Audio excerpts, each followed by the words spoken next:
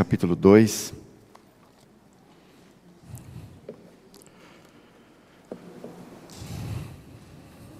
Versículo 3. Eu penso que nós vamos agora dar continuidade àquilo que o Senhor já falou conosco aqui nessa manhã, né?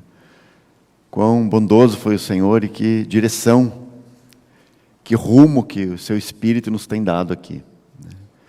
Para que a pessoa do Filho seja totalmente exaltado e glorificado entre nós.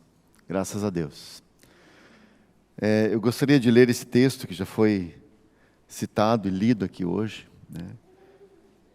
Capítulo 2, verso 3 de Filipenses.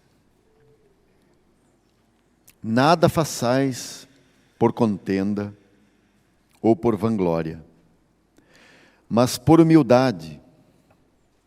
Cada um considere os outros superiores a si mesmo.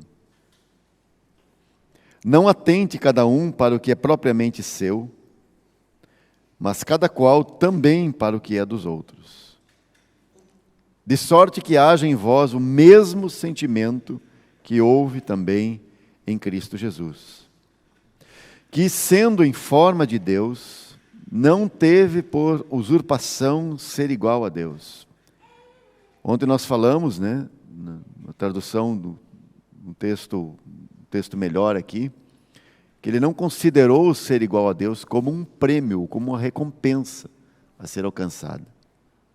Verso 7, mas esvaziou-se a si mesmo, tomando a forma de servo, fazendo-se semelhante aos homens. E achado na forma de homem, humilhou-se a si mesmo, sendo obediente até a morte e morte de cruz. Por isso, também Deus o exaltou soberanamente, e lhe deu um nome que é sobre todo o nome, para que ao nome de Jesus se dobre todo o joelho dos que estão nos céus e na terra e debaixo da terra, e toda língua confesse que Jesus Cristo é o Senhor, para a glória de Deus Pai. Aqui. Vamos ler ainda alguns versos no profeta Daniel, capítulo 7, versículo 13.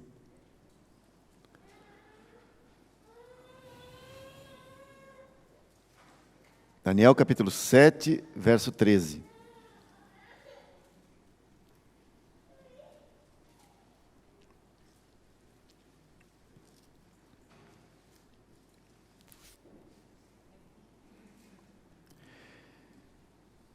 Eu estava olhando nas minhas visões da noite, e eis que vinha nas nuvens do céu um como o Filho do Homem. E dirigiu-se ao ancião de dias, e o fizeram chegar até ele. Então, olha que visão é essa, irmãos. Vamos ler de novo. E eis que vinha nas nuvens do céu um como o Filho do Homem. E dirigiu-se ao ancião de dias, e o fizeram chegar até ele. E foi-lhe dado todo o domínio, e a honra, e o reino, para que todos os povos, nações e línguas o servissem. O seu domínio é um domínio eterno, que não passará. E o seu reino tal, que não será destruído. Verso 18. Mas os santos do Altíssimo receberão o reino, e o possuirão para todo sempre, e de eternidade em eternidade. Verso 22. Até que veio o ancião de dias, e fez justiça aos santos do Altíssimo. E eu quero destacar essa frase aqui, a última parte do verso 22, que fala: e chegou o tempo em que os santos possuíram o reino. E ainda o verso 27. E o reino, e o domínio, e a majestade dos reinos debaixo de todo o céu serão dados ao povo dos santos do Altíssimo. O seu reino será um reino eterno, e todos os domínios os servirão e lhe obedecerão. Até aqui. Vamos orar mais uma vez.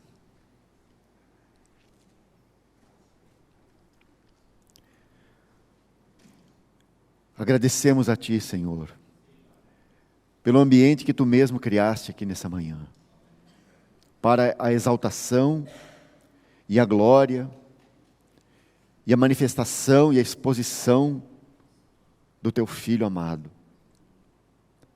Agradecemos a Ti porque é o Senhor que cria esse ambiente espiritual, é o Senhor que cria um ambiente espiritual, um ambiente adequado para que a Tua palavra seja considerada. Bendizemos o Teu nome, entregamos a Ti mais esse tempo que queremos estar juntos aqui, ao redor agora de Tua palavra. Ganha-nos, Senhor, convence-nos da verdade que é a Tua palavra. Ganha cada um de nós, para que possamos contemplar a grandeza do Teu Filho amado, para que estejamos sim rendidos a Seus pés. E como disse o primeiro texto que lemos aqui, que sim, os nossos joelhos estejam continuamente dobrados diante dEle, confessando continuamente que Ele é o Senhor, para a Tua glória. Senhor, é o que Te pedimos nessa manhã. Dependemos da assistência do Senhor, da ajuda do Senhor, para que possamos compreender a Tua palavra nessa manhã. Bendito seja o Teu nome, nosso amado Senhor Jesus, Senhor e Rei. Amém. Amém. Nós queremos dar alguma atenção para esse capítulo 2 aqui de Filipenses, hoje pela manhã. E com isso eu gostaria de compartilhar com os irmãos aqui, dar sequência àquilo que começamos ontem, né? E também dar sequência àquilo que aconteceu aqui nessa manhã. Não sei se os irmãos perceberam, né? Certamente, né? Aquilo para o que o Espírito Santo nos conduziu nessa manhã, de modo como podemos considerar e ver a pessoa de Cristo. Eu gostaria de compartilhar aqui com os irmãos um pouco acerca do significado da encarnação do Verbo, dentro desse assunto que começamos ontem, ao tratar acerca do significado do ser cristão, da natureza do cristão, natureza da vida cristã. E é sobre isso então que queremos continuar aqui. Chamo a atenção dos irmãos para o capítulo 2 lá de Filipenses que lemos aí no início. Gostaria que os irmãos abrissem novamente aí. E que nós considerássemos algumas coisas que temos aqui nesse trecho, tão conhecido por todos nós, né? Já tão estudado, né? Tantas vezes lido e citado, e nós nunca conseguiremos esgotar tudo que tem aqui nesse trecho. Porque nesse trecho aqui nós temos as grandezas de Cristo, expostas assim, podemos dizer assim, nesse belo hino que temos aqui, nesses versículos. Os versos 3 e 4 que temos aqui nesse trecho, eles nos remetem, podem nos remeter diretamente para aquilo que aconteceu antes de Gênesis capítulo 1, verso 1, ou lá naquele princípio, podemos dizer. E eles nos remetem porque eles nos lembram exatamente daquilo que aconteceu com aquele querubim, lá no começo. Aquilo que aconteceu com Lúcifer, ou mais especificamente com o seu pecado. E também, claro, esses dois versos que temos aqui, versos 3 e 4, eles estão aí porque também houve uma outra queda, não apenas a queda desse querubim, mas sabemos que na sequência da história, lá no livro de Gênesis, você tem a queda do homem, você tem o fracasso do homem. E por causa dessas duas quedas, da queda de Lúcifer e dos anjos que o seguiram, e a queda do homem, então algo precisa ser feito. E é interessante que esses versículos aqui, eles descrevem para nós o que aconteceu nos corações de Lúcifer e também no coração de Adão e de Eva, os nossos primeiros pais. Se você lembra daqueles dois trechos que temos no Antigo Testamento, Isaías capítulo 14, Ezequiel capítulo 28, você certamente, quando lê esses dois versículos, nada façais por contenda ou por vanglória, mas por humildade. Cada um considera os outros superiores a si mesmo. Não atente cada um para o que é propriamente seu, mas cada qual também para o que é dos outros. Quando você lê esses dois versículos, você deve lembrar daqueles dois capítulos que nos descrevem a queda de Lúcifer e o que aconteceu no seu coração. Nós não temos toda a explicação. Nós não temos todas as respostas para aquilo que aconteceu no coração desse querubim.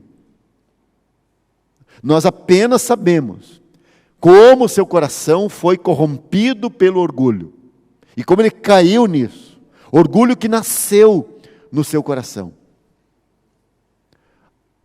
Eu penso que aquilo que nós tratamos aqui ontem nos ajuda a ter um pouco mais de luz acerca do que aconteceu no coração desse querubim. Nós vimos ontem que na eternidade, Deus o Pai decidiu e estabeleceu e constituiu o seu Filho como herdeiro de todas as coisas. E por causa dele fez o universo. Por causa dele fez este planeta tão pequeno. Por causa dele criou a nossa espécie. Por causa dele falou com a nossa espécie. Ele não falou com a nossa espécie por nós, por causa de nós exatamente. Ele falou com a nossa espécie. Entrou em contato conosco por causa do seu Filho amado. Porque o constituiu o herdeiro de todas as coisas. Então você imagina o que tem na eternidade lá, irmãos, antes dos tempos. Você tem essa decisão de Deus. Você tem esse plano de Deus. Esse que Paulo chama de eterno propósito, feito em Cristo. Deus o Pai o fez o herdeiro de tudo e destinou todas as coisas unicamente para Ele. Sabe, irmãos, o Filho de Deus é muito grande. E porque Ele é tão grande, Deus o Pai lhe planejou de fazer e dar para Ele um presente adequado ao seu tamanho, à sua grandeza. Por isso, esse universo foi formado. Por causa de seu Filho. Por isso um universo tão grande. Porque ele só nos dá uma pálida ideia da grandeza do Filho. Da exaltação do Filho, de quanto o Pai ama o seu Filho. Pois naquele ambiente, naquele desejo que o Pai tem para o seu Filho, no grande amor que o Pai tem por seu Filho, os anjos que foram criados antes do homem, claro, eles viram tudo isso, contemplaram tudo isso. E muito especialmente esse querubim, que a Bíblia nos chama de querubim ungido. Esse querubim viu toda essa história. Viu todo esse plano de Deus. De modo que aquilo que nasceu no seu coração e que lhe corrompeu, esse sentimento que houve nele de orgulho. Irmãos, isso foi um tipo de reação àquilo que Deus havia proposto em seu Filho amado. Isso é uma reação. Deus propôs que o seu Filho fosse o objeto, o centro, a razão de todas as coisas, e o herdeiro de todas as coisas. Então, quando Lúcifer vê isso, algo nasce no seu coração, e ele considera assim: eu quero isso para mim.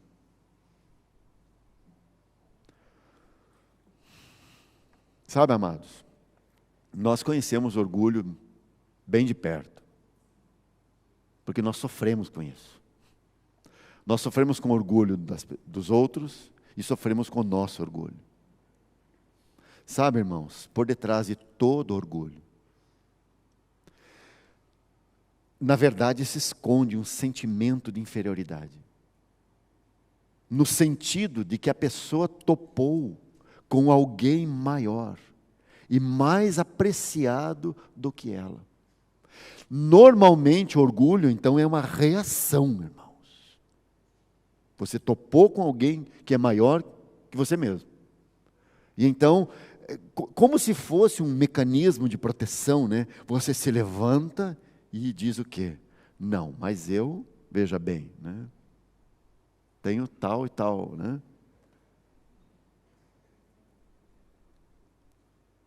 Aí você lembra que é uma frase que está lá em Isaías 14, acerca do sentimento que veio no coração, surgiu no coração dele. E ele disse assim: eu serei semelhante ao Altíssimo. Essa frase está lá em Isaías 14. Serei semelhante ao Altíssimo. De onde vem esse sentimento, irmãos? É porque ele topou com alguém maior e mais apreciado do que ele. Ele viu tudo que o Pai preparou para o seu bendito Filho. Então, nessa história, eu serei semelhante ao Altíssimo, o que há por detrás? Ele está querendo e pretende tomar o lugar do herdeiro de todas as coisas. E com ele, levou a terça parte dos anjos de Deus, como a palavra nos faz alusão. E então, com esse coração errado, né, é que ele enredou, seduziu e enganou os nossos pais no Éden. Por qual caminho? Despertando-lhes o seu eu, ou a sua autoconsciência. Eu não sei, não sabemos, aliás, qual era exatamente a total consciência de Adão, a autoconsciência de Adão. Não sabemos. Nós só sabemos que Lúcifer foi lá e despertou o eu do homem. Você precisa saber de uma coisa. E o dia que você souber dessa coisa, você vai ser semelhante ao Altíssimo. E você vai encontrar essa palavra lá no capítulo 3 de Gênesis, quando ele conversa com a nossa mãe, primeira mãe, né? Com Eva, e o que ele vai dizer para ela? Sereis como Deus, sabendo o bem e o mal. Tem uma outra tradução que fala: sereis semelhantes a Deus. Você percebe, irmãos? Ele os conduziu pelo mesmo caminho que ele trilhou. Vem por aqui. O negócio é ser semelhante a ele. O negócio é sermos semelhantes ao Altíssimo. Olha, irmãos, não tenhamos dúvidas. Por detrás desse insuflamento do ego, podemos dizer, foi isso que ele fez com os nossos pais. Está todo o orgulho de si, está o ciúme, está a rivalidade, está o desejo de autossuperação, está a independência, e é para isso que ele conduziu Adão e Eva. E por aí veio toda a miséria que nós conhecemos. Muito bem, com essa história, com esse pano de fundo, nós vamos ler de novo os versos 3 e 4 de Filipenses 2. Nada façais por contenda ou por vanglória, mas por humildade. Cada um considere os outros superiores a si mesmo. Não atente cada um para o que é propriamente seu, mas cada qual também para o que é dos outros. A palavra contenda que você tem aqui no verso 3, na língua original, significa, pasmem os irmãos, propaganda eleitoral.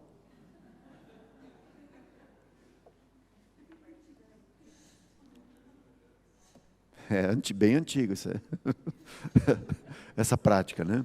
Bem antiga. A palavra é eritheia em grego. Tá? Propaganda eleitoral. E aí vai assim, ó. Os irmãos conhecem, todos conhecemos bem essa história, né? Aí você tem intriga entre os candidatos, porque eles querem o mesmo ofício, eles querem aquela mesma vaga. Então, há um desejo de colocar-se acima dos demais, e aí você vê toda essa história de espírito faccioso, de rivalidade, irmãos, esse é o campo da política. Por isso, quando você vai ler aquelas duas profecias lá que temos em Isaías 14 e Ezequiel 28, você vai ler lá que ele traficou influência entre os anjos. Então, ele fez exatamente essa propaganda eleitoral entre os anjos, né? E transitou entre eles e ganhou a terça parte deles. A terça parte, né, do eleitorado, então, né? Ou seguiu, foi com ele. Mas você perceba o que está por detrás, né? Essa contenda é a atitude de alguém que é capaz de qualquer coisa para obter dinheiro, para obter posição, para obter poder, para obter reconhecimento dos demais. Porque essa contenda é uma rivalidade, é um ambiente de rivalidade, né? E, claro, é fruto de ciúme, quando olhamos para o contexto de Lúcifer e mesmo para o contexto da raça humana. A outra expressão que temos ali é vanglória, ou por vanglória. Vanglórias, literalmente, é glória vazia. Quer dizer, aquilo não é nada. Porque aquilo que a pessoa está querendo vai passar. É um poder temporal. Gálatas 5:26 diz assim: não sejamos cobiçosos de vanglórias. Tá? É a mesma palavra. E no texto de Gálatas 5:26 diz assim: não sejamos cobiçosos de vanglórias, irritando-nos uns aos outros. Essa palavra irritando-nos uns aos outros, esse verbo irritar aí, significa desafiar para um combate, ou disputa com alguém. Os irmãos percebem qual é o clima, qual é o ambiente? E aí conclui, a última frase do verso 26 é: invejando-nos uns aos outros. Porque esse é o ambiente, é o que está por detrás da contenda e da vanglória. Mas aí vem assim, a segunda parte: cada um considere os outros superiores a si mesmo. Disse antes, mas por humildade, né? Fazer todas as coisas por humildade. Cada um considere os outros superiores a si mesmo. E é muito interessante que esse verbo considerar aqui, na segunda parte do verso 3, significa dar honra. Significa dar dignidade para alguém, dignidade própria de uma autoridade. Aliás, é exatamente a mesma palavra utilizada pelo Espírito Santo quando vai falar do trabalho dos anciãos numa assembleia local. Então, se você vai, por exemplo, lá para Hebreus capítulo 3, 13, verso 7, né, vai dizer assim, ó: lembrai-vos dos que vos lideram, que vos falaram a palavra de Deus, a fé dos quais imitai, atentando para a sua maneira de viver. Tá? Então, essa palavra ali, lembrai-vos dos que vos lideram, em algumas traduções dizem vossos pastores. Essa tradução está errada, porque ela é uma interpretação. Tá? Aqui nós não temos um substantivo, nós temos um verbo, que é o mesmo verbo considerar, lá de Filipenses 2:3. Considere os outros. Então aqui, lembrai-vos dos que vos lideram. Essa palavra, vos lideram, né? Eu coloquei aí essa expressão, é considerar. E então quer dizer que a atitude desses irmãos, o modo como eles devem agir com o rebanho é assim: considerar o rebanho, tratar o rebanho como superiores a eles mesmos. Esse é o sentido. Ó, o 17 também.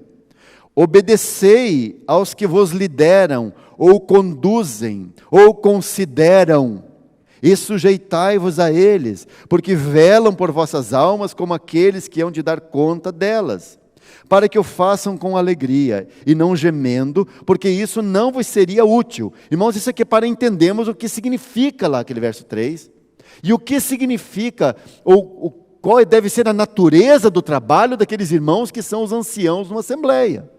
Como deve ser o seu trabalho? Como senhores assentados em tronos? Não. Nunca. A sua atitude deve ser, eles devem lidar com os irmãos e tratar os irmãos como superiores a si mesmos. Tratar os irmãos como se autoridades os irmãos fossem.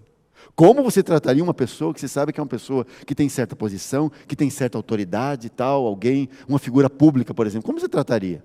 Você não diria, olha, entra aí, senta no chão aí no canto mesmo. Não, você prepararia um lugar de honra para a pessoa, né? É normalmente assim que se fazem as coisas, né? Não vou questionar se está certo ou está errado, mas é normalmente que a natureza humana, é assim que normalmente a natureza humana age, não é?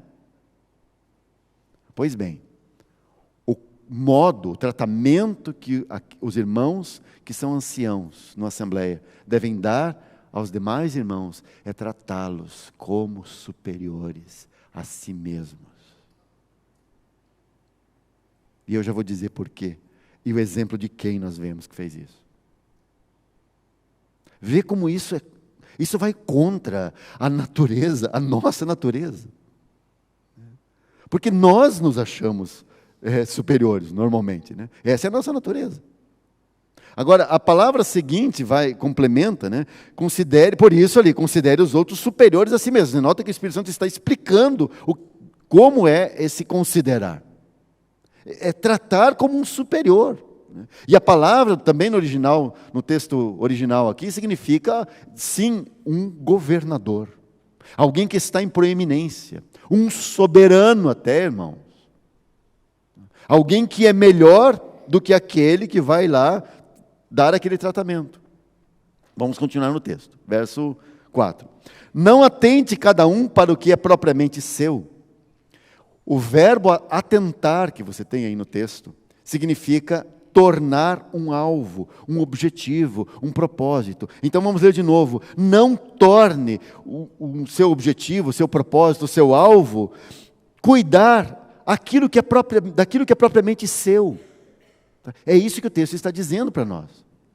Por natureza, nós estamos orientados a defender, a cuidar e ter por alvo as nossas coisas. Não é assim, irmãos?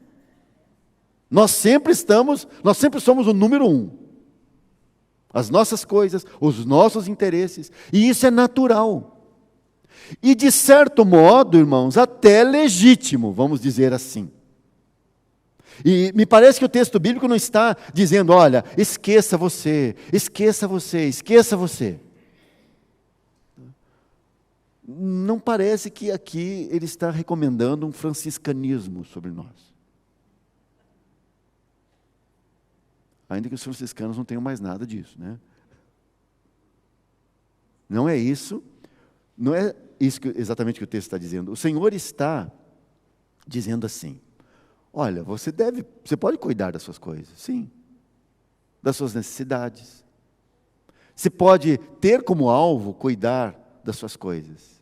Mas o texto diz assim, atente cada qual também para o que é dos outros. E esse advérbio aí está dizendo assim, você pode cuidar das suas coisas.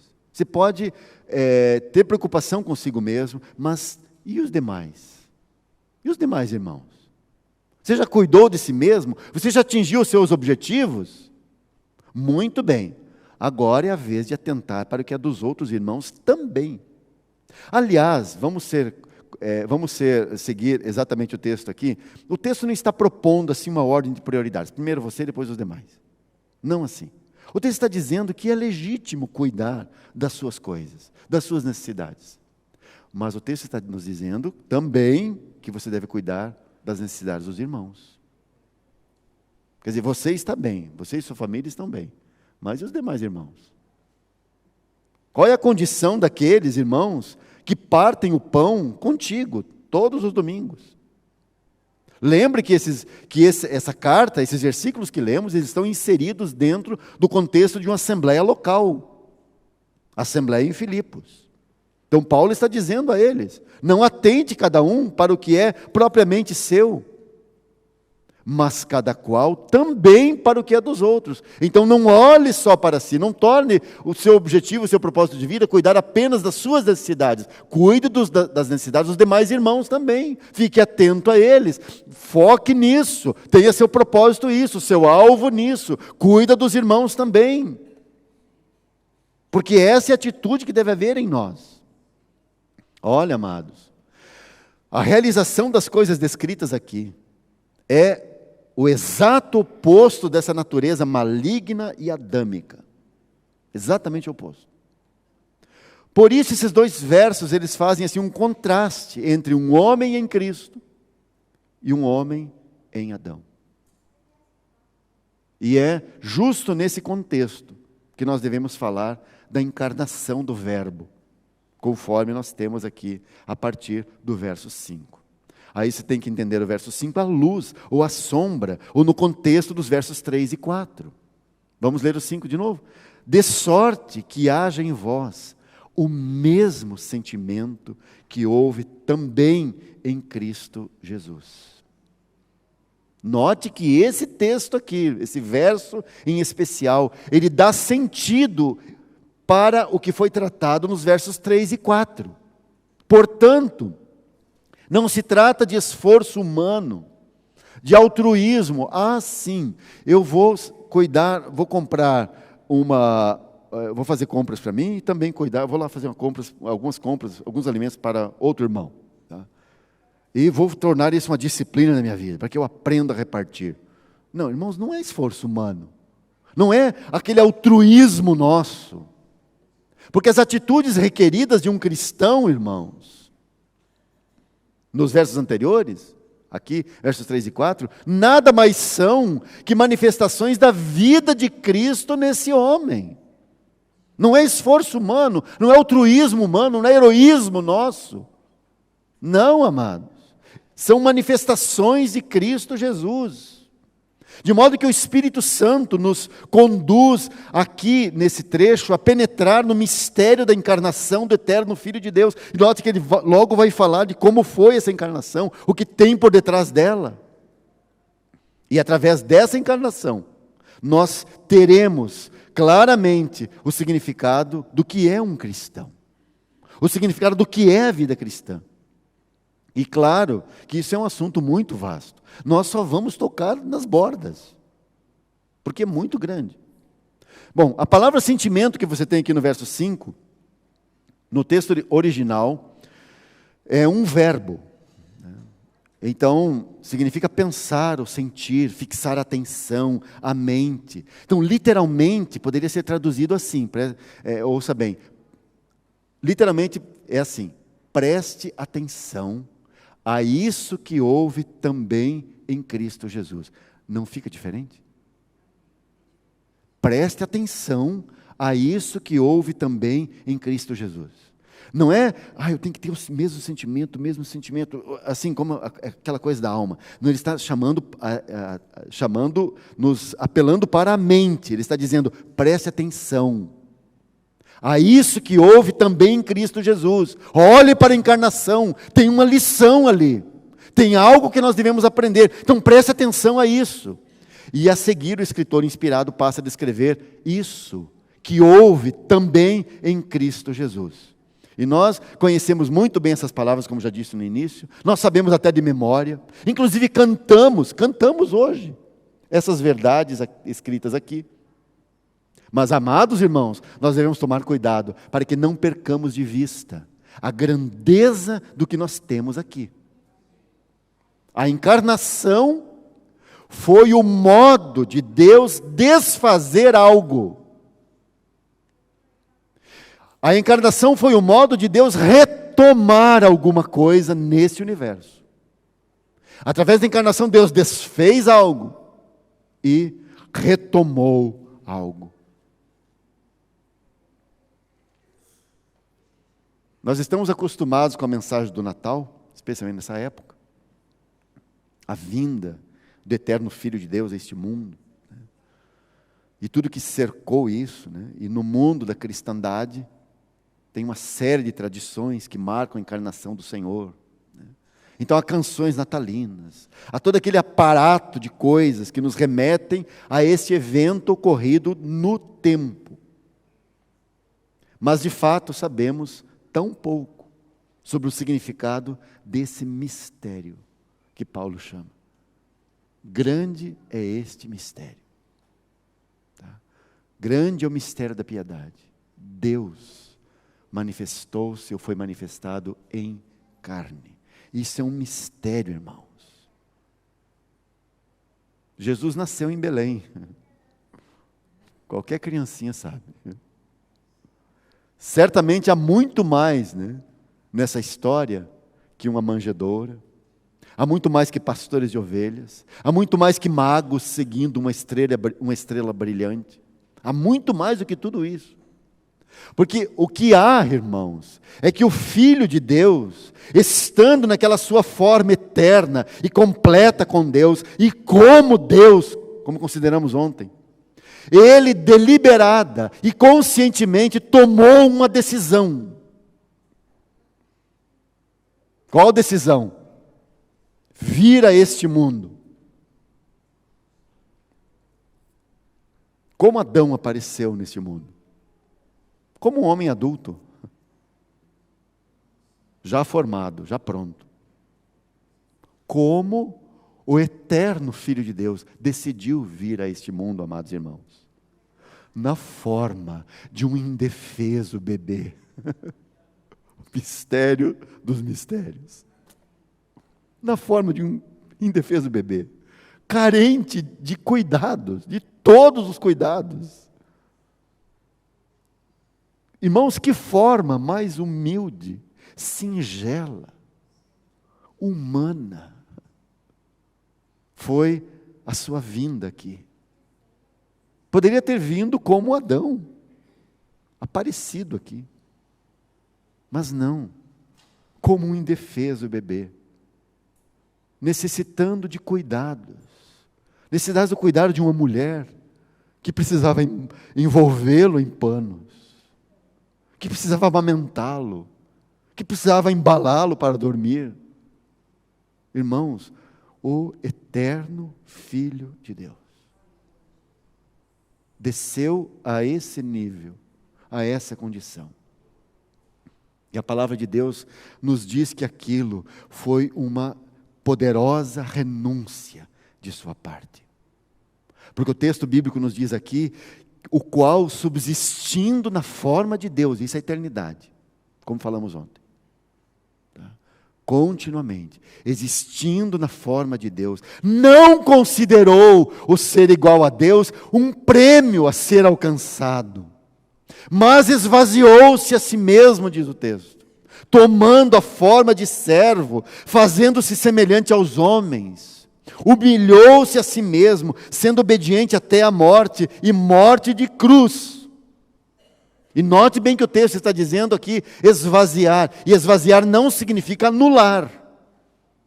Não significa então que Cristo se esvaziou da sua divindade. Porque ao se encarnar, Ele não deixou de ser aquilo que Ele era em essência e eternamente. Porque Ele nunca poderia deixar de ser Deus. Essa era a sua natureza essencial. Ele era Deus encarnado. Contudo, tomou a forma de um servo. E eu sempre acho que a palavra servo, ela perdeu muito do seu sentido por causa do contexto cristão. Porque nós estamos acostumados com essa história de servo de Deus para cá e servo de Deus para lá. Agora o grande servo de Deus vai falar. Agora o servo de Deus vai cantar. Agora o servo de Deus, sabe? Essa história toda que nós conhecemos aí. Então a palavra servo virou assim um título de posição, né? Então nós precisamos voltar ao sentido exato dela. Porque um servo não é alguém que nós o grande servo de Deus chegou, né? Não, irmãos. É o escravo. Não é um funcionário. Não é alguém que tem direitos trabalhistas, né? Irmãos, é um escravo. E o que é um escravo? Um escravo é alguém cuja vontade está completamente rendida à vontade de outro. Um servo não... um escravo, vamos forçar essa palavra, esse uso, né? Irmãos, um escravo, ele não tem vontade. Ele está subjugado e rendido à vontade de outro, mesmo em detrimento dos próprios interesses. Agora note, ele não foi subjugado, não foi sujeito à condição de escravo, mas voluntariamente. Isso é a grandiosidade, a grandeza de Cristo. Ele voluntariamente decidiu tomar essa forma. Irmãos, nós temos dificuldade para entender isso, porque nós não compreendemos o que significou para ele ser igual a Deus. eternamente igual a Deus, Deus de Deus, luz de sua luz. Nós não entendemos isso. Então, por não entendermos o que houve, qual era a sua condição na eternidade, por não termos tanta clareza sobre isso, nós achamos, tudo bem, ele sim, esvaziou-se a si mesmo, tomou a forma de servo ou de escravo. Você não sabe o que tem por detrás disso, irmãos. O Deus, o Criador, o arquiteto, como disse lá em Provérbios 8. Eu era o seu arquiteto na criação. Irmãos, desceu a este mundo na forma de um bebê, indefeso, como um escravo. Nós não compreendemos tudo isso, sim, não compreendemos.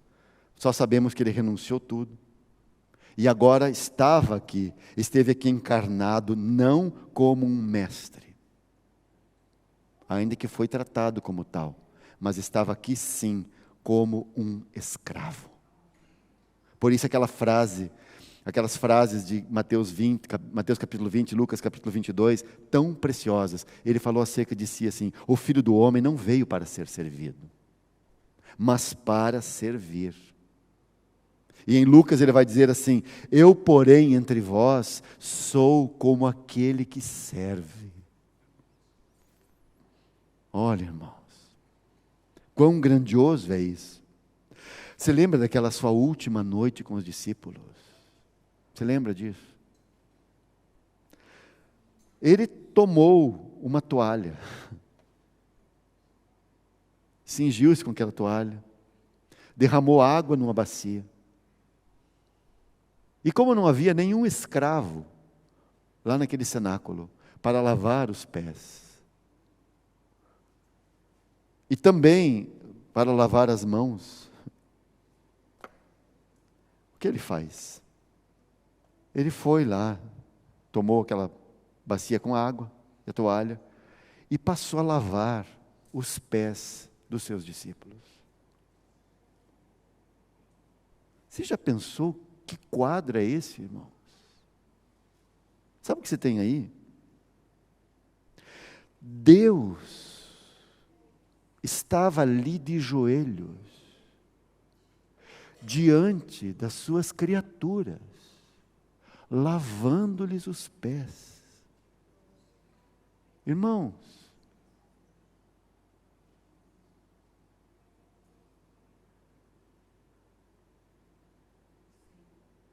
você lembra que aquela criatura louca, chamaram de Satanás, no começo do seu ministério havia dito para ele: você quer os reinos deste mundo? Te dou todos.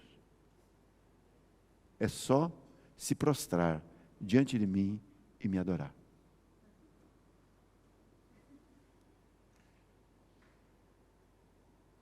E o que você tem aqui? O Criador se postra de joelhos. Já pensou, irmãos? Diante de cada um daqueles seus discípulos e lava-lhes os pés. Ele não está ali como um anjo, está ali como um homem. E não qualquer homem, mas como um escravo. E ali, irmãos, ele estava demonstrando, com essa tão forte cena, ele estava demonstrando qual é a verdadeira imagem e semelhança de Deus no homem. Lembra de Gênesis capítulo 1?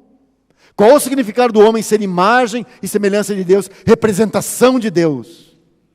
É assim, irmãos. Ele se dobra diante dos olhos e serve, e lava os pés, como dizendo: você é maior, por isso eu estou aqui cuidando de você.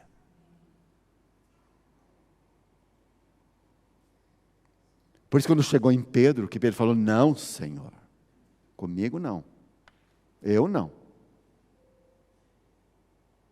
Claro, porque na cabeça de Pedro, que é a nossa cabeça, alguém como filho de Deus não vai se prestar um trabalho desses.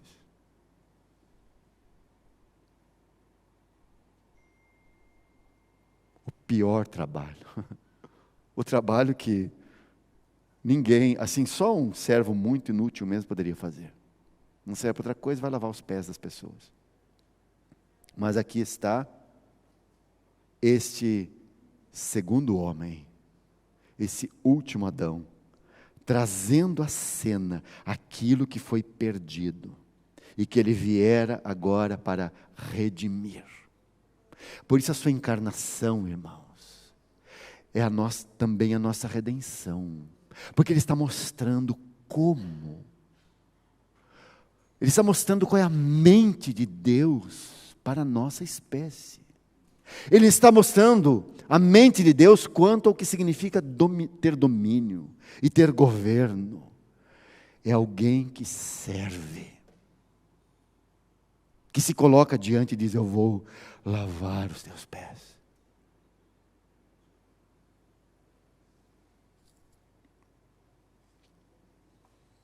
Por isso, ele nunca teve ilusões sobre o significado da sua vida, o motivo da sua encarnação, nunca nutriu ilusões.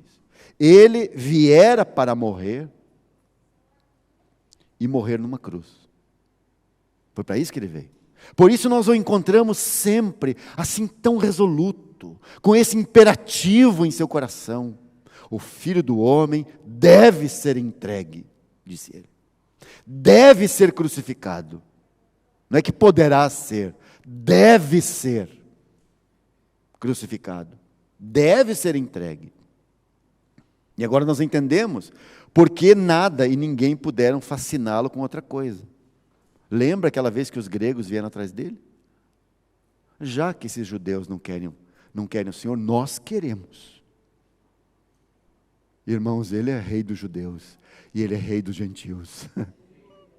Ele é o rei das nações que Davi viu, cantou e profetizou e orou.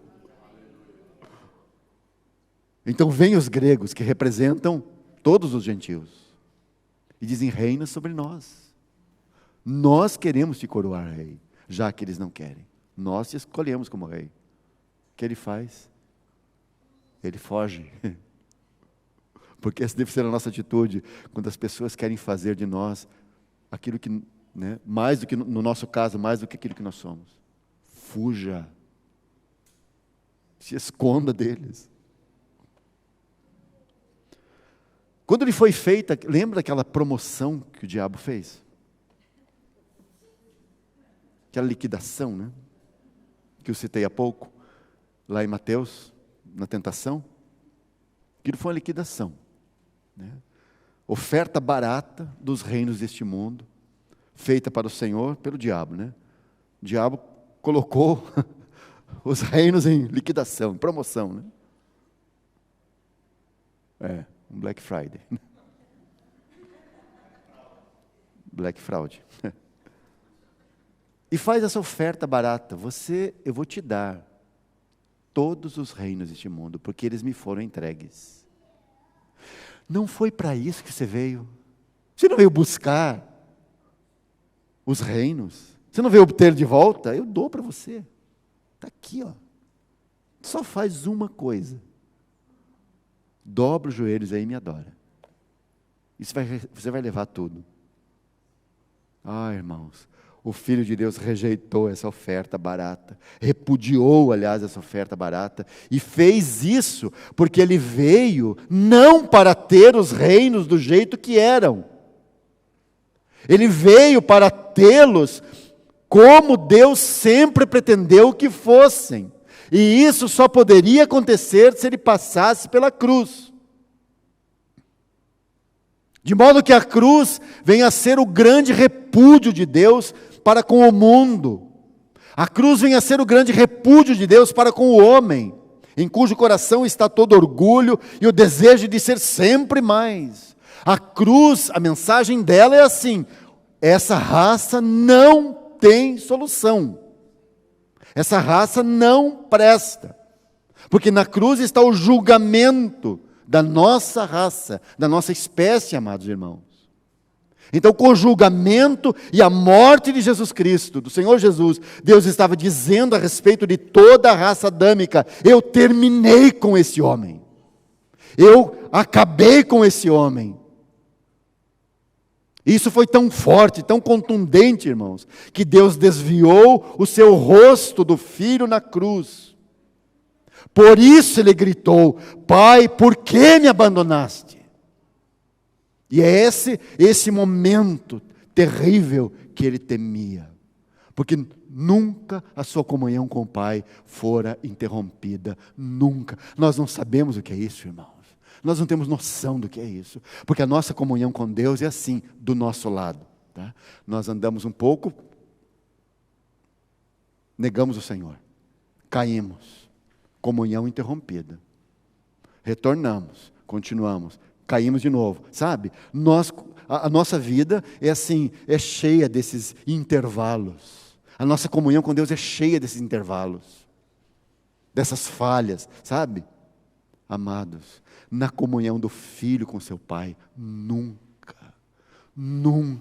houve um milésimo de segundo de interrupção de comunhão. Era comunhão contínua desde a eternidade, irmãos. Nós não sabemos o que é isso, nós não imaginamos o que é isso. Aliás, é o que nos aguarda. Aquilo que nos aguarda nós não entendemos. Por isso nem olho viu, nem ouvido ouviu o que Deus tem preparado para nós. Mas naquela hora, aquela temida hora, por isso aquela cena que você tem lá no Getsemane, por isso aquela situação, por isso gotas de sangue suaram do seu rosto. Por quê, irmãos? O que ele temeu? Por que ele estava angustiado? Porque haveria a interrupção. Pai, por que me abandonaste? E por que ele foi abandonado? É que ali estava o representante do homem. Ali estava o representante de um mundo caído. Por isso Deus Pai teve que abandoná-lo na cruz. Mas graças a Deus, graças ao Senhor, por meio dele, Deus estava, Paulo escreveu em 2 Coríntios 5,19, por meio dele, Deus estava reconciliando consigo o mundo, nos transformando de inimigos em amigos, irmãos.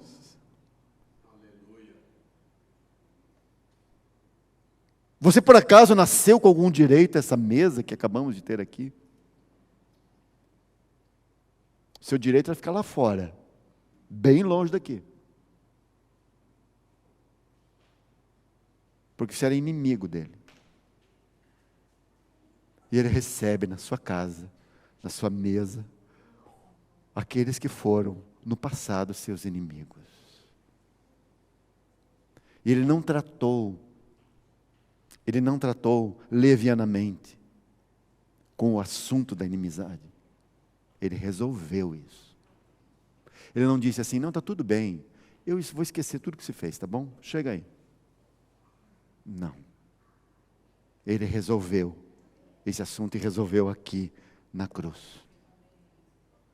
E não custou barato, né, irmãos? Não custou barato. Ele redimiu o homem, ele redimiu a criação. E em sua ressurreição e ascensão à destra da majestade nas alturas, ele reconectou o homem representativamente ao lugar que Deus sempre pretendeu que ele estivesse. Note, portanto, que a sua encarnação não foi um fato isolado na sua história. A sua encarnação está relacionada conosco o tempo todo, porque ele incluiu tudo nele mesmo, e tudo que acontece com ele é o que Deus quer que aconteça com todo homem. Por isso o homem tem que ser trazido em Cristo. E por isso essa expressão é tão cara no Novo Testamento. Mais de 200 vezes você vai encontrar essa expressão, em Cristo, nele, em Jesus, no Senhor. Porque isso é tão precioso, o homem tem que ser trazido em Cristo, e até que isso aconteça, ele é completamente repudiado por Deus, não presta, não serve. O Senhor Jesus disse, ninguém vem ao Pai senão por mim. Quão glorioso é isso! Nele, isto é, em Cristo, agora o homem tem um representante à direita do Pai, à direita de Deus. E por isso fomos reintegrados, reconectados ao seu propósito original, porque esse bendito Filho foi exaltado à destra do Pai, e está lá, à direita do Pai, como a garantia do que seremos, e de onde estaremos, por toda a eternidade. Oh, maravilhosa graça, como irmãos no passado já escreveram. Irmãos, a prova de que Ele fez toda a obra, e a prova que Ele fará algo conosco, a garantia é que aquele que garante está lá à direita do Pai. E onde Ele está, nós estaremos com Ele. Quão glorioso é isso, irmãos. Irmãos, esse é o cenário da vida cristã. Esse é o cenário do que significa ser um cristão. Esse é o cenário do verdadeiro cristianismo. Porque tudo é tão grande, ainda que as nossas palavras sejam tão pobres, nós não consigamos assim, descrever isso. São tão inadequadas as palavras que temos. Tudo o que podemos fazer é deixar, falando dessas coisas, uma leve impressão do significado dessas grandezas. E olha, amados, tudo começou com essa, desculpe usar essa expressão, com essa pequena coisa, chamada de nascer do alto. E então fomos reconectados. E eu digo uma pequena coisa, isso é uma grande coisa, claro, sempre, é um milagre. Mas eu digo uma pequena coisa quando nós comparamos com a glória que está por vir. Quando comparamos com a grandeza das intenções de Deus para conosco. Porque a sua intenção não é simplesmente nos salvar, nos perdoar. A sua intenção para conosco está ligada com aquilo que nasceu na eternidade. Está ligado com aquilo que Deus propôs em seu Filho único, em seu Filho amado, em seu Filho agora primogênito. Então, nascer do alto significa você ser reconectado a algo que não é desse tempo. Nascer do alto significa ser conectado a algo que está lá desde a eternidade. Então, não se trata apenas dessa pequena vida aqui na terra, de resolver os meus pequenos problemas, as minhas pequenas coisas aqui. Nunca, irmãos. Trata-se de algo que está ligado às eras vindouras, está ligado àquilo que nos aguarda, aquilo que é do céu, aquilo que é celestial, está ligado à eternidade. Portanto, não é uma pequena coisa ser cristão.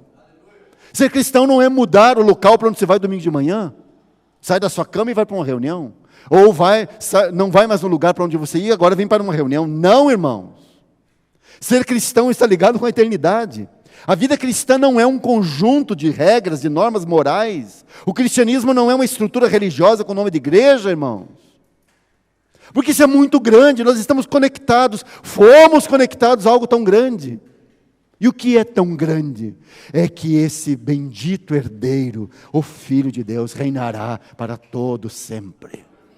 Tudo foi feito para Ele e por causa dEle. E nós fomos conectados nisso, nós fomos colocados nisso, como herança dEle, parte da herança que o Pai lhe deu. E não satisfeito com isso, sabe o que Ele fez? Ele disse assim: esses filhos de Adão também vão se assentar comigo no meu trono. Quão glorioso é esse, irmãos. Não apenas herdeiros, mas co-herdeiros com Cristo. Quão magnífico é isso. Agora você lembra, por quê? Por todo o Antigo Testamento. Nós lemos aqueles versículos em Daniel capítulo 7. E você tem ali a descrição, né, da vinda do reino. Agora, nós sabemos do reino milenar, desses 1000 anos aqui, em que o Senhor reinará literalmente sobre essa terra, desde Jerusalém. Isso é literal. Tá? Isso ainda vai acontecer. Isso não é simbólico, isso não são 1000 anos de cristianismo. Não, irmãos. Isso são 1000 anos literais do governo de Cristo sobre essa terra. O seu reino. Por isso Davi viu esses dias e cantou assim: haverá um justo que domine sobre a terra no poder de Deus. E Davi falou, aliás, Davi é quem mais viu esse reino no Antigo Testamento. Mas curiosamente, cada vez que vai falar desse reino, no Apocalipse fala de 1000 anos, nós temos 1000 anos lá, o reino milenar. Mas quando você vai para o Antigo Testamento, você descobre que conectado, assim que esse reino nos é explicado como um reino eterno, de eternidade a eternidade. Aliás, o Salmo 72 vai dizer assim, que enquanto durar o sol, e a lua. Esse será o tempo do seu reino. E lá isso está dizendo, está falando de eternidade.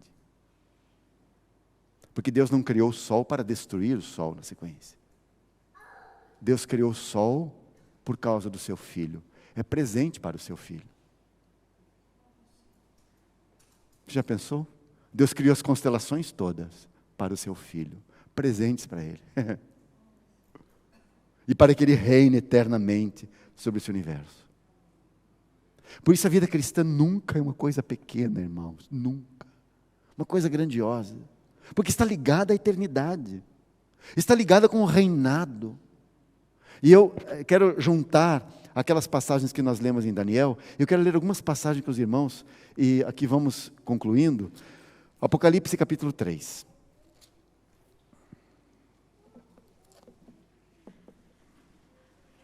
Abra sua Bíblia aí, por favor. Você conhece essas 7 expressões que nós temos aqui nos capítulos 2 e 3 de Apocalipse? Há o que vencer, há o que vencer, há o que vencer, e quem vencer. E aqui tem as mensagens nas 7 igrejas para os vencedores. 7 promessas, 7 mensagens. Vamos ler o que diz na última das igrejas, o que é dito a Laodiceia. Verso 21. Ao que vencer, lhe concederei que se assente comigo no meu trono. Assim como eu venci, olha só, e me assentei com meu Pai no seu trono. Então você tem 2 tronos, correto? Você tem o trono do Pai, e o Filho venceu. Pois, qual é o seu prêmio? Assentar-se com o Pai no seu trono, junto no trono do Pai. Mas aqui descobrimos que há um segundo trono, que é o trono do Cordeiro. O trono do Filho. E aí o Filho diz, a quem vencer? Ao que vencer, lhe concederei que se assente comigo no meu trono. Do mesmo jeito que eu venci e me assentei com meu Pai no seu trono. Os irmãos entendem? Porque Deus criou Adão para reinar com seu filho. Deus criou a raça humana para reinar com seu filho. Adão foi criado sob, permitam-me usar essa expressão, sob esse signo. Dominar. Não sozinho, mas com o Filho de Deus. Herdeiro com Ele. Aliás, herdeiros, Ele é o Senhor Jesus é herdeiro de tudo e nós somos co-herdeiros com Ele. Vamos ler mais alguns versículos. Vamos ao capítulo 21 de Apocalipse.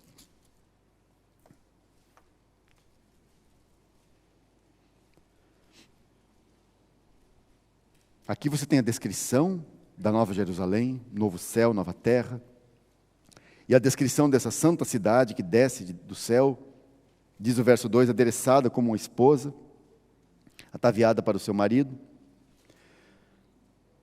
Isso ela é chamada de tabernáculo de Deus com os homens.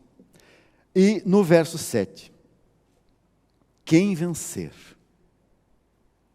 É um eco daquelas 7 mensagens dos capítulos 2 e 3, certo? Quem vencer, herdará todas as coisas. E eu serei o seu Deus, e ele será o meu filho. Agora vamos ao verso 23. E aqui falando da Nova Jerusalém, da cidade que desceu do céu, e diz assim, e a cidade não necessita de sol nem de lua, para que nela resplandeçam, porque a glória de Deus a tem iluminado. É uma cidade que tem um brilho, porque a glória de Deus está lá. E o Cordeiro é a sua lâmpada. Verso 24. E as nações dos salvos andarão à sua luz, e os reis da terra trarão para ela a sua glória e honra. Aqui está um negócio para você estudar, e você ir atrás de qual o significado disso. Como assim? Você tem essas nações dos salvos e esses reis da terra que trarão para a Nova Jerusalém a sua glória e honra. Quem são esses? Está aí um assunto para os irmãos estudarem, né? E as suas portas não se fecharão de dia, porque ali não haverá noite. E de novo, e a ela trarão a glória e honra das nações. Irmãos, esse é o cenário, irmãos, tudo já acabou. Satanás e seus anjos foram lançados no lago de fogo e enxofre, os incrédulos todos também, todos foram julgados, acabou. Irmãos, isso aqui é o final de tudo, é o final da história. Esse é o vislumbre que nos é dado, nos é mostrado. Olha, vai terminar assim, ó. Presta atenção nisso. Agora vamos ao capítulo 22, verso 1. E mostrou-me o rio puro da água da vida, claro como cristal, que procedia do trono de Deus e do Cordeiro. Então, do trono de Deus e do trono do Cordeiro. No meio da sua praça, e de um e de outro lado do rio, estava a árvore da vida, que produz 12 frutos, dando seu fruto de mês em mês. E as folhas da árvore são para a saúde das nações. Verso 3. E ali nunca mais, e de novo nações aí, tá? Que nações são essas? Ali nunca mais haverá maldição contra alguém, e nela estará o trono de Deus e do Cordeiro. E agora vem essa última frase. E os seus servos o servirão. Como? Assim, verso 4. E verão o seu rosto. E esse é o rosto do Cordeiro. E nas suas testas estará o seu nome, que é o nome de Deus Pai. E ali não haverá mais noite, e não necessitarão de lâmpada, nem de luz de sol, porque o Senhor Deus os ilumina. E agora, leia essa frase, e reinarão para todo o sempre. Portanto, aqui está falando de um reinar que vai além de 1000 anos. O que será a eternidade? Um eterno reino. Um reino eterno. Então, eu convido os irmãos a estudarem esse assunto. Porque isso aqui, irmãos, isso aqui é a conclusão da Bíblia.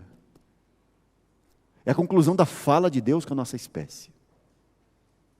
Você nota que lá no primeiro capítulo, a Bíblia começou falando de que o homem deveria reinar, deveria dominar. E a Bíblia termina dizendo assim, e reinarão para todo o sempre.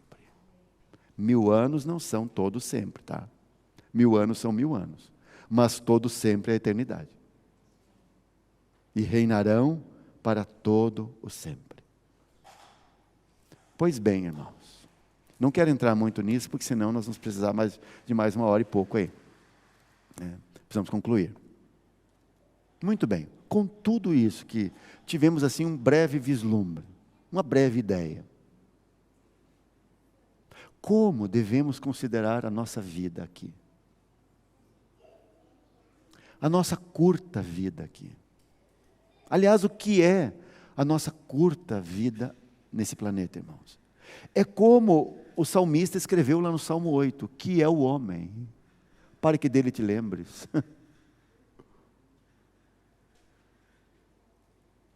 Como deve ser a nossa vida aqui?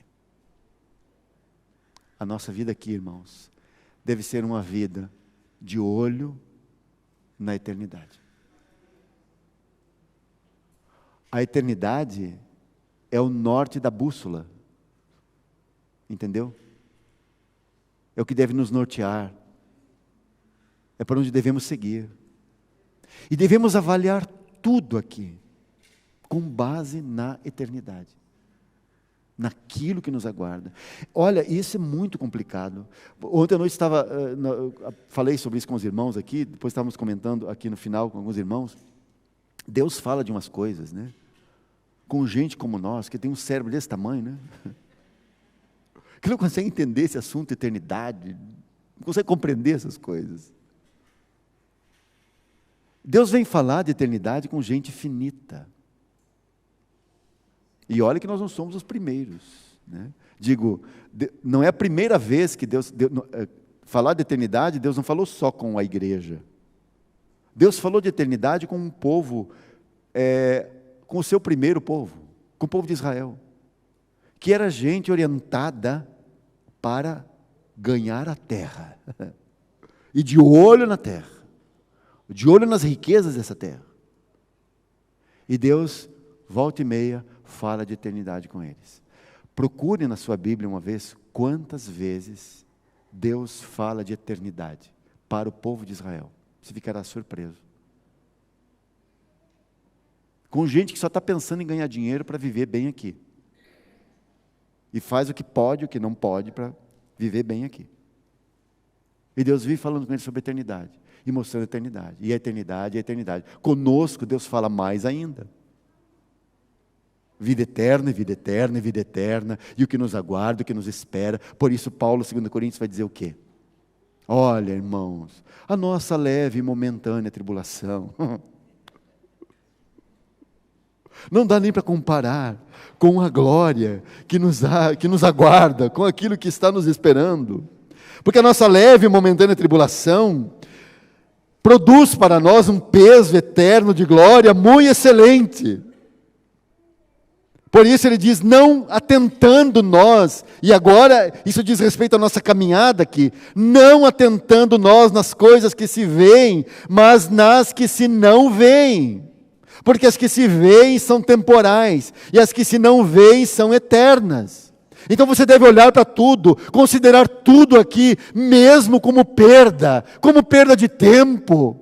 Como eu desejo partir e estar com Ele, como eu aguardo aquele dia, como eu aguardo a eternidade, como eu aguardo as eras vindouras, porque então sim, eu serei aquilo para o que fui chamado. E eu fui chamado para isso, para estar do lado dEle, e o servir, e contemplar o seu rosto, todo dia. Sabe o que é isso, irmãos? Esse é o trabalho de um copeiro. Lembra como os reis funcionavam antigamente? Tinha o seu copeiro. Quem mais conhecia o rei era o copeiro. Quem mais conhecia a face do rei era o copeiro, porque era o servo mais próximo. Que privilégio ser o copeiro do rei. E no caso, por causa da condição humana, né, era o pior trabalho, mais arriscado. Mas lá não terá risco algum.